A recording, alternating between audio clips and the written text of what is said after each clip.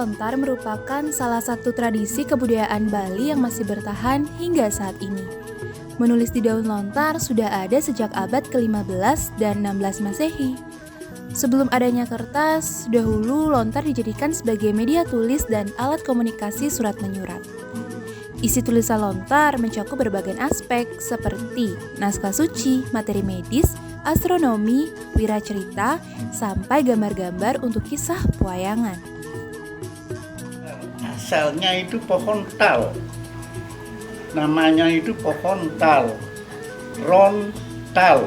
Ron itu R sama dengan D, jadi don tal, ya, jadi daunnya pohon tal itu.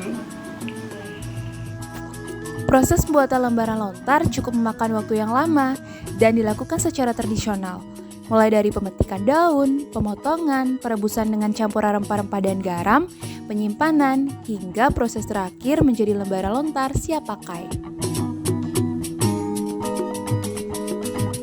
Menulis lontar dalam tradisi Bali menggunakan aksara Bali dan bahasa yang digunakan adalah bahasa Bali, Jawa kuno, dan Sangsekerta. Kegiatan menulis lontar juga termasuk aktivitas beryoga.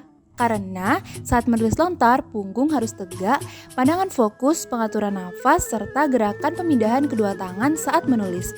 Alat yang digunakan untuk menulis yaitu pangarupa atau pisau kecil, bantal kecil, dan penjepit lontar.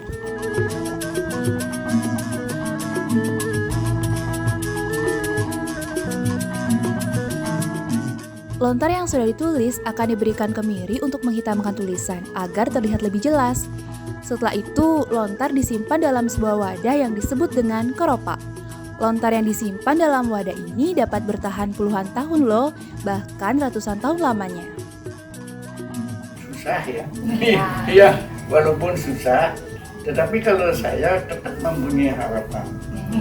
Mempunyai harapan supaya generasi muda itu suka juga melanjutkan, ya, suka melanjutkan kegiatan-kegiatan yang sudah diwariskan oleh leluhur kita, ya.